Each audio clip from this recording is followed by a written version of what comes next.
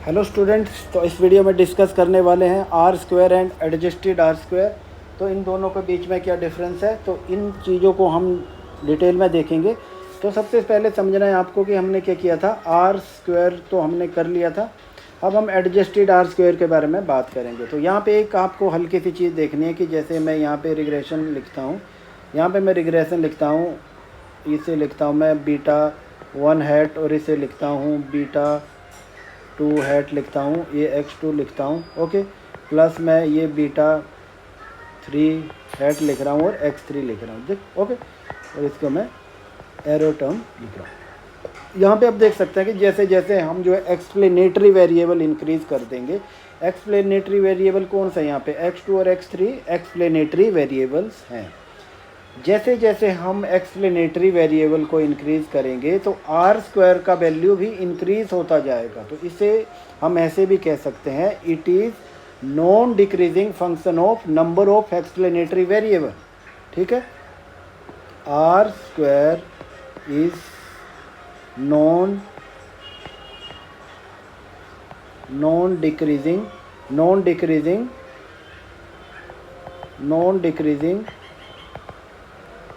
Function of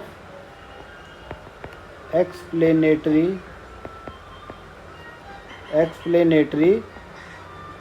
variables, okay. तो I hope कि यहाँ तक चीज़ें आपको क्लियर है, ठीक है। और रिग्रेसर जो भी इसमें प्रेजेंट होते हैं, ओके। अगर यहाँ पे आप देखो कि जो वेरिएबल अगर परफेक्टली कोलिनियर है तो उस केस में ऐसा नहीं हो सकता, ओके। अदरवाइज क्या है, R square almost invariably increase और नेवर डिक्रीज, ठीक है। R square almost invariably increase and never decrease, ठीक है। ये कभी भी कम तो होता ही नहीं है, आप भूल जाओ। जहाँ पे भी देखा होगा कि आर स्क्वायर का वैल्यू कम होगा, जैसे हम एक्सप्लेनेटरी वेरिएबल को ऐड करेंगे तो वो पूरी तरह से इनकरेक्ट होगा, ओके। अब हमें क्या देखना है यहाँ पे, तो अब देखो क्या होता है कि जैसे जैसे हम एक्सप्लेनेटरी वेरिएबल को इंक्रीज़ करेंगे तो हमारा आर स्क्वायर भी बढ़ेगा। जब आर स्क्वायर बढ़ेगा तो हमारा जो वेरिएबल है वो इफ़ेक्टिव नहीं है, तब भी आर स्क्वायर बढ़ रहा है। तो इसका मतलब हमारा मॉडल हमें गलत इन्फॉर्मेशन दे रहा है। आर स्क्वायर क्या दे रहा है, हमें इनकरेक्ट इन्फॉर्मेशन दे रहा है, ठीक है।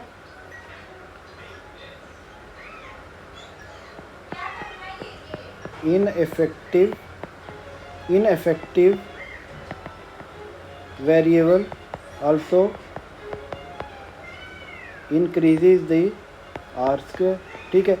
जब आपने वेरिएबल को ऐड किया तो आर स्क्वायर बढ़ गया, पर वो वेरिएबल इफ़ेक्टिव नहीं है, ठीक है। यहाँ पे जैसे मैं यहाँ पे x4 एक वेरिएबल ऐड कर देता हूँ, पर y को इफ़ेक्ट नहीं करता, फिर भी क्या हो रहा है, यहाँ पे आर स्क्वायर का वैल्यू बढ़ रहा है, ठीक है। तो इसके लिए हमें क्या करना है, अब इसके लिए सबसे ज़्यादा ज़रूरी है, हमें क्या करना है, हमें उसको पिनेलाइज करना पड़ेगा कि हमने वेरिएबल इंक्रीज़ किया है, इस चीज़ को हमें पिनेलाइज करना पड़ेगा। तो पिनेलाइज कैसे करेंगे ये मैं आपको यहाँ बताऊँगा, ठीक है। तो आपको पता है कि जो जैसे आर स्क्वायर का जो वैल्यू कैलकुलेट करते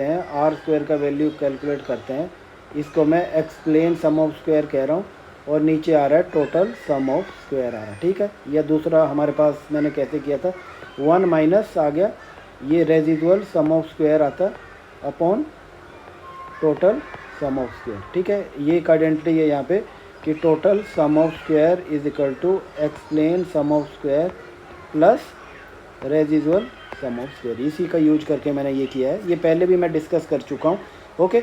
अब हमें क्या करना है कि हमें जब आर स्क्वायर में हमने एक्स्ट्रा वेरिएबल ऐड किया तो हम क्या करेंगे कि ये कोफिशिएंट जो हमने इससे कैलकुलेट किया है ये अफेक्ट कर रहा है असली में हमारे मॉडल को या नहीं कर रहा है, ठीक है। तो हम क्या करेंगे, इसको पिनेलाइज करेंगे। पिनेलाइज कैसे करेंगे, ठीक है। आपको पता है कि आर स्क्वायर को हम ऐसे भी लिख सकते हैं, आर स्क्वायर 1 माइनस हम इससे कर देंगे सिग्मा यू स्क्वायर कर दिया मैंने, ठीक है, हैट लगा के आई, ठीक है। और नीचे मैं क्या कर दूँगा, सिग्मा ये टोटल सम ऑफ स्क्वायर कर दिया, ठीक है। अब हमें क्या करना है, जैसे हम वेरिएबल को इंक्रीज़ करते हैं तो हमारा आर स्क्वायर बढ़ जाता है, तो हम क्या करेंगे, पीनेलाइज कर देंगे इसको डिग्री ऑफ फ्रीडम से। इस फॉर्मूले को थोड़ा सा चेंज कर दिया जाता है, तो इसको कर देंगे 1 माइनस वो ये आ जाएगा सिग्मा ये यू स्क्वायर, ठीक है, आई, ठीक है, और इसके अपॉन में क्या लिख देंगे एन माइनस के डिग्री ऑफ फ्रीडम जो है, ठीक है। एन क्या है, जितने भी ऑब्जर्वेशन है, के है नंबर ऑफ पैरामीटर्स, के किसके लिए है, ये जितने भी पैरामीटर को हम जो यहाँ पे कैलकुलेट कर रहे हैं, ठीक है। और जो हमारे पास कितना है, ये क्या आ गया, टोटल सम ऑफ स्क्वायर आ गया आई, ठीक है, और इसको अपॉन में क्या कर देंगे एन माइनस 1। ओके, तो देखिए आप यहाँ पे देख सकते हैं कि हम किस तरह से इसमें एडजस्टमेंट कर रहे हैं, ठीक है। जब ये एडजस्टमेंट होगा तो फिर उसी के अकॉर्डिंगली क्या होगा, हमारा जो वैल्यू भी है पेनलाइज करेगा। इस केस में क्या होगा कि जहाँ पे जो नेगेटिव इफेक्ट या हमारे पास जो है वो इनकरेक्ट इन्फॉर्मेशन दे रहा है, ठीक है, तो उसको हम पेनलाइज कर सकते हैं, ठीक है। तो इसके लिए हमने इसको डिग्री ऑफ फ्रीडम से हमने क्या कर दिया, डिवाइड कर दिया। या फिर दूसरा फार्मूला इसका ये भी है, ठीक है, इसको एडजस्टेड आर स्क्वायर को आप ऐसे भी लिख सकते हैं, ठीक है, एडजस्टेड आर स्क्वायर, इसको ऐसे लिख सकते हैं 1 माइनस आर स्क्वायर कर देंगे, ठीक है, और ये n minus 1 upon n minus के, ठीक है। यहाँ पे आप देख सकते हैं कि ये n माइनस के है, ठीक है, ये अपॉन में है, नीचे डिनोमिनेटर में है, तो ये नीचे आ जाएगा, और n माइनस 1 ये नीचे है तो ये ऊपर चला जाएगा, ठीक है। तो यहाँ पे आप देख सकते हैं कि यहाँ पे एरर, जो एरर टर्म क्या बता रहा है, यहाँ पे जो हमने एरर जो लिखा हुआ है, ये जो एरर टर्म यहाँ पे जो लिखा हुआ है, यहाँ पे ये एरर टर्म बता रहा है जैसे जैसे जैसे n माइनस 1 ऊपर चला जाएगा n माइनस के नीचे आ जाएगा। तो इसका मतलब क्या है कि एरर टर्म का वैल्यू इंक्रीज़ हो जाएगा, क्योंकि n minus 1 is greater than n minus के, ठीक है। तो एरर को हम ज़्यादा देंगे, मतलब एक्सप्लेनेटरी पावर इसकी हम कम कर रहे हैं। यहाँ पे क्या कर रहे हैं, एक्सप्लेनेटरी पावर कम कर रहे हैं, ठीक है। यहाँ पे भी आप देखो कि n माइनस के का वैल्यू कम है, ठीक है, और ऊपर क्या है n माइनस 1 का पावर ज़्यादा होगा। तो जब 1 माइनस आर स्क्वायर को करेंगे हम, तो मतलब कि रेजिजुअल को करेंगे, तो रेजिजुअल का वैल्यू बढ़ जाएगा, तो एक्सप्लेनेटरी वैल्यू अपने आप ही कम हो जाएगी, ठीक है। तो हमने इसको पेनलाइज कर दिया। ओके, आई होप कि यहाँ तक क्लियर है आपको।